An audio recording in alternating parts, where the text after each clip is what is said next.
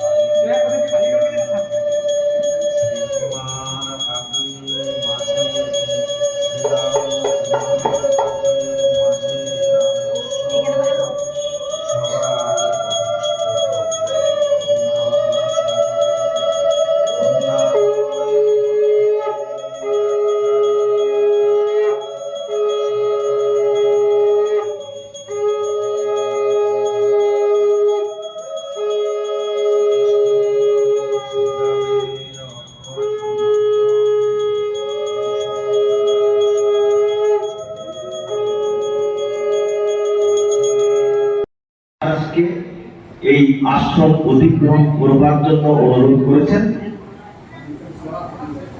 মহারাজ সেইটি আমাদেরকে তার সঙ্গে নিয়ে সেই ক্রিয়াটি